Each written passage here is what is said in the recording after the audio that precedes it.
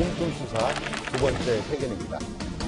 박원순 전 서울시장을 성추행 혐의로 고소한 피해자 측이 오늘 2차 기자회견을 열고 모든 오해와 궁금증을 다 밝히겠다고 하였습니다. 박 전 시장의 성추행 사실을 뒷받침할 추가 증거나 정황이 공개될지가 주목이 되는데요. 이재명 기자, 피해자 측이 지난 13일 날 첫 기자회견을 열지 않았습니까? 9일 만에 다시 2차 기자회견을 연다는 건데 뭘 다 말하겠다는 건지 궁금해하실 국민들이 많으실 것 같습니다. 예, 오늘 오전 11시 지금 기자회견을 예고하고 있고 지금 잠시 후에 이제 기자회견을 할 텐데요. 사실 기자회견은 두 번이지만 어떻게 보면 세 차례 폭로가 있었죠. 세 차례 이제 공개가 있었는데 첫 번째가 13일 첫 번째 기자회견에서 박원순 전 시장의 성추행 사실 자체를 폭로한 게 있었고요.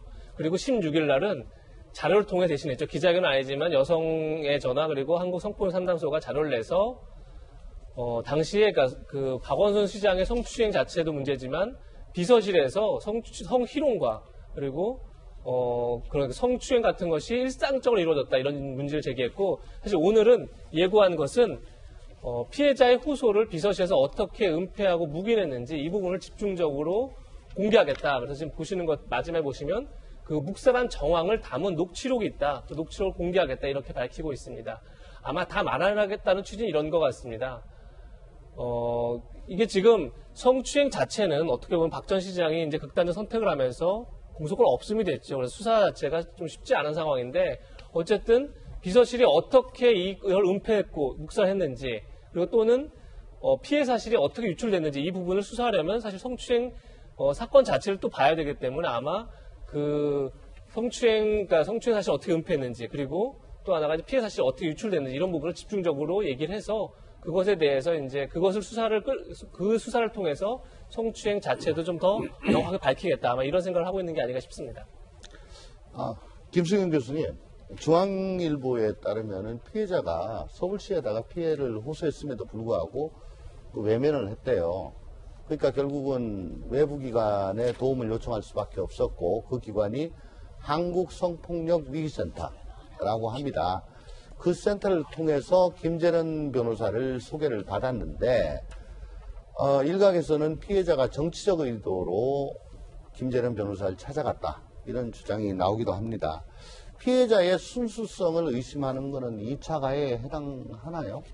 그렇죠. 사실 이 일이 이제 발생했을 때, 성추행이나 성희롱이 발생했을 때 이 일이 커지지 않기를 바라는 건 누구보다 바라는 건 피해자 본인일 겁니다. 사실 만약에 크게 키우기로 했다면은 그 일이 일어난 즉시 경찰에 가든지 고소를 하든지 했겠죠. 이 피해자는 어떻게든지 자기 선에서 서울시 내부 선에서 이 문제를 해결하고 싶었을 거예요. 그래서 주변에 도움도 요청을 했고 그 자리를 좀 다른 데로 옮겨달라고도 얘기를 했고 근데 그것이 번번이 무산이 되다 보니까 이제 이 NGO를 찾아서 자기의 피해 사실을 얘기했고 그 피해 사실에 대해서 이 NGO 측에서는 아무래도 이러한 성추행 관련 변론이나 이런 경험이 많은 김재련 변호사를 이제 추천해서 이렇게 이제 사건이 진행이 된 것인데 마치 피해자가 어떤 정치적인 의도를 가지고 박원순 전 시장을 흠집낸다던가 아니면 진보 진영 전체에 흠집을 내기 위한 어떤 그런 정치적인 의도를 가지고 이렇게 한 것이 아니냐라는 이제 의혹들을 제기를 하고 있는 거죠. 그러니까 김재련 변호사 같은 경우에는 이제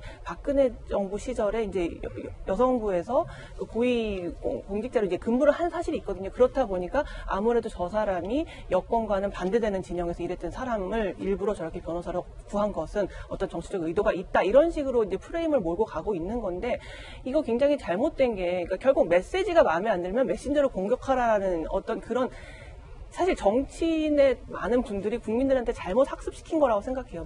내가 원하는 메시지가 아닐 때 그것을 말한 사람이 어떤 흠이 있는가를 계속해서 끄집어내고 그렇기 때문에 정치적인 의도가 있고 그 메시지에 잘못이 있다는 식으로 공격하는 거는 대단히 큰 잘못이고 2차 가해가 사실 어떻게 보면 지금 1차 가해보다 더 큰 규모로 발생하고 있다는 생각이 듭니다. 그래서 이 2차 가해에 대해서 혹은 또 서울시 내에서 있었던 그 성추행 방조 혹은 또 묵인 혹은 문제를 알고 있음에도 전혀 이 문제를 어떻게 해결하려고 하지 않았던 점들 플러스 지금 뭐 네티즌이나 여러 가지 발생하고 있는 이런 가혹한 2차 가해에 대해서도 조목조목 모든 것이 어떻게 조사되고 처벌돼야 된다고 생각합니다. 정혁진 변호사님, 네네. 임수연 젠더특보가 경찰 조사를 받았죠. 그럼에도 불구하고 어떤 경위 통해 가지고 성추행 사실을 전해 들었는지, 결국 그게 이제 누가 수사기밀을 유출했는지 뭐 그런 거하고 연결이 되지 않습니까? 네네. 그게 아직 제대로 밝혀지지 않았는데 대해서 김재련 변호사는 이 사실 유출을 한 게 경찰은 아닐 거다. 네. 그 가능성은 적다. 그러면 경찰이 아니라면 뭐 서울시냐, 네. 아니면 초기에 의혹이 제기됐던 서울시냐, 뭐 혹은 한겨레 보도에 따르면은 여성 단체를 통해서 알았을 가능성까지 제기되고 있습니다. 이게 저는 좀 문제가 될 여지가 많이 있는 것 같아요. 왜냐하면 시작은 이제 고소인 피해자나 아니면 김재련 변호사에서 고소가 시작이 돼서 종착지는 누구냐, 이게 그 임순영 특보 아니겠습니까? 그러면 그 중간에 여러 그 단계들이 있는데 첫 번째로 생각할 수 있는 게 경찰이죠. 왜냐하면 고소장을 접수를 했으니까. 그 다음에 경찰에서 뭐라고 이야기했냐면 청와대에다가 정보 보고를 갖다가 했다. 여기까지는 드러났어요. 그런데 청와대에서 이 사실을 서울시에 내려보냈느냐, 그 다음에 거기에서 더 나아가가지고 여성단체들까지도 그 짧은 시간 내에 다 알 수 있을 만큼 이게 퍼졌느냐. 그런데 이렇게 퍼지게 된다라고 하는 것은 사실은 법적으로 문제가 될 수 있을 것 같거든요. 그 최근에 나온 판례에 의하면, 법원 판결에 의하면요, 용인되는 수준의 정보 보고는 무죄다, 이런 판결이 있어요. 그러니까 제가 봤을 때 경찰에서 청와대에다가 중요한 사건이니까 보고한 거는, 그건 제가 봤을 때에도 용인되는 수준의 정보 보고라고 할 수가 있겠는데, 그런데 만약에 청와대에서 서울시나 무슨 여성단체나 이런 데다가 알려주는 것은 그건 공무상 기밀 누설이 될 수가 있지 않을까 하는 생각이 들고, 그 다음에 또 최근에 어떤 영장 관련된 그 판결이 결정이 나왔거든요. 그 결정에 의하면은 수사 기밀을 다른 사람도 아닌 피의자에게 유출하는 것은 그 효율적인 수사를 방해하고 수사의 공정성을 심하게 훼손하는 것이다. 그런데 이 사건에 있어서 피의자는 누구이겠습니까? 서울시장이잖아요. 그런데 서울시에다가 그런 식으로 알려줬다, 이렇게 이야기하는 것은 지금 법적으로 상당한 문제가 될 수 있는 것이 아닌가 하는 생각이 들어서 좀 명명백백하게 밝혀질 필요가 있지 않나 싶습니다.